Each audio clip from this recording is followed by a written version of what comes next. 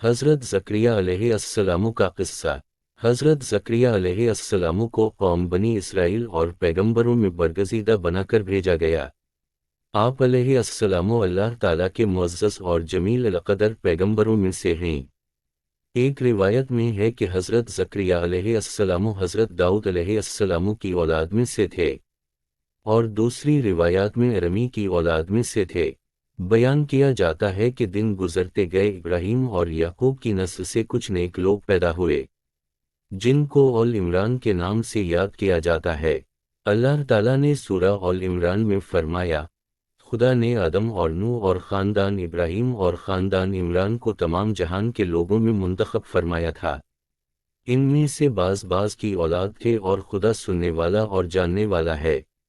زکریا علیہ السلام کی بیوی یحییٰ علیہ السلام کی والدہ اور مریم علیہ السلام کی والدہ حنا دونوں حقیقی بہنیں تھیں، جبکہ زکریا علیہ السلام رشتے میں مریم علیہ السلام کے خالو لگتے تھے۔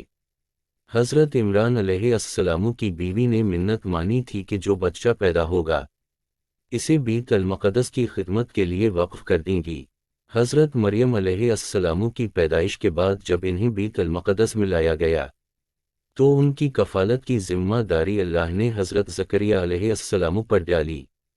آپ علیہ السلام بنی اسرائیل میں معزز شخص مانے جاتے تھے۔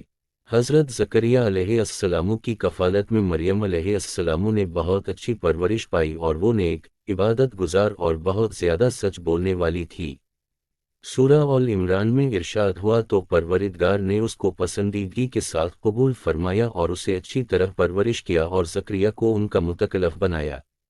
زکریا جب کبھی عبادت گاہ میں اس مریم علیہ السلام کے پاس جاتے تو اس کے پاس کھانا پاتے کی کیفیت دیکھ کر ایک دن مریم سے پوچھنے لگے کہ مریم، یہ کھانا تمہارے پاس کہاں سے آتا ہے؟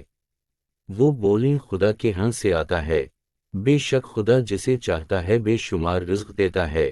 بخاری و مسلم ترمذی و نسائی کی حدیث ہے کہ آپ صلی اللہ علیہ وسلم نے فرمایا، وہ مریم علیہ السلام اپنے زمانے میں سب سے افضل عورت تھیں، اور اس امت میں خدیجہ رضی اللہ تعالی عنہا سب سے افضل عورت ہے۔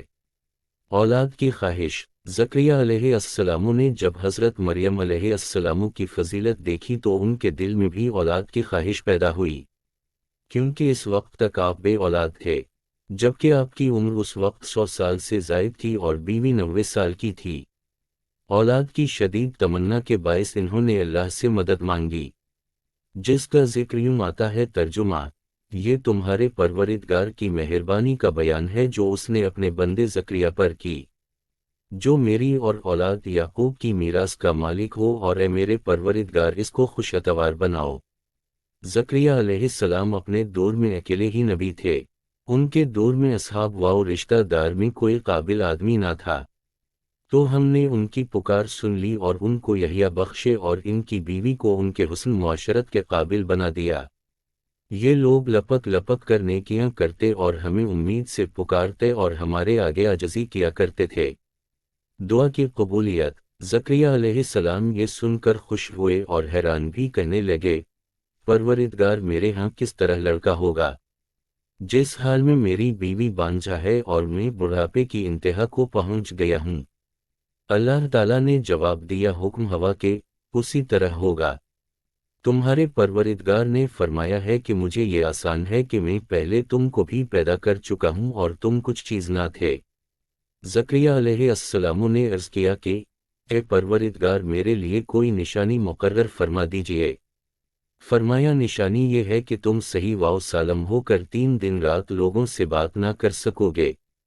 جب اللہ نے نشانی ظاہر کی، چنانچہ جب وہ وقت آیا کہ آپ علیہ السلام بول سکتے تھے مگر بول نہ پائے، اور صبح و شام اللہ کی عبادت میں مصروف رہتے، یہ نشانی تھی کہ ان کے ہاں بچہ پیدا ہونے والا ہے۔ پھر وہ عبادت کے حجرے سے نکل کر اپنی قوم کے پاس آئے تو ان سے اشارے سے کہا، صبح و شام خدا کو یاد کرتے رہو۔ اللہ تعالیٰ نے سورہ آل عمران میں فرمایا، وہ ابھی عبادت گاہ میں کھڑے نماز ہی پڑھ رہے تھے کہ فرشتوں نے آواز دی کہ زکریا، خدا تمہیں یحییٰ کی بشارت دیتا ہے، جو خدا کے فیض یعنی عشاء کی تصدیق کریں گے اور سردار ہوں گے اور عورتوں سے رغبت نہ رکھنے والے اور خدا کے پیغمبر یعنی نیکوکاروں میں ہوں گے۔ اللہ نے انہیں یحییٰ کے روپ میں انتہائی فرمانبردار نیک صالح پرہیزگار اور عبادت گزار بیٹا عطا فرمایا۔ زکریا علیہ السلام اللہ تعالیٰ کا شکر بجا لائے اور قوم بنی اسرائیل کو وعظ و نصیحت کرتے رہے۔ بنی اسرائیل کی خباثت جب بنی اسرائیل نے حضرت زکریا علیہ السلام کو مارنے کا قصد کیا تو آپ نے ظالموں سے بچنے کے لیے ایک درخت کے کھوکھلے تنے میں جاتے ہوئے دیکھا۔ جب وہاں پہنچے تو آپ کو کہیں نہ پایا۔ اتنے میں لوگ کے پاس شیطان آیا اور بتایا کہ جس کو آپ تلاش کر رہے ہیں وہ یہاں ہے۔ اس کے بعد آپ کو شہید کر دیا گیا۔ نصیحت: انسان کتنے ہی بلند و بالا مقام پر پہنچ جائے اور اللہ کے ساتھ اسے زیادہ قرب حاصل ہو جائے، تب بھی وہ اللہ کا بندہ ہی رہتا ہے اور کسی بھی بلندی پر پہنچ کر وہ اللہ یا اللہ کا بیٹا نہیں ہو سکتا، نہ اس کا شریک ہو سکتا ہے۔ اللہ جل شانہ کی ذات پاک وحدہ لا شریک ہے اور باپ بیٹے کی نسبتوں سے پاک ہے، لہٰذا ہمیں اپنے آپ کو لمحے لمحے گمراہی سے بچانا چاہیے تاکہ اللہ پکڑ سے بچے رہیں۔ اس کے لیے ایمان کی مضبوطی حد درجہ لازم ہے۔ ایمان کے لیے لازم ہے کہ اس کے ساتھ اسلام بھی پایا جائے، اسی طرح حقیقی اسلام کے لیے شرط ہے کہ اس کے ساتھ ایمان بھی ہو۔ ایمان دین کی ہر اس بات کو دل سے سچا ماننے اور زبان سے ان کا اقرار کرنے اور اپنے عمل سے اس کو ظاہر کرنے کا نام ہے، جو اللہ تعالیٰ نے اپنے بندوں پر مقرر کر دیا، جبکہ اسلام اطاعت فرمان برداری اور عمل کرنے کا نام ہے۔ اللہ تعالیٰ ہمیں پرہیزگاری عطا فرمائے اور دین کی تعلیمات پر پورے طور پر عمل پیرا ہونے کی توفیق عطا فرمائے، آمین۔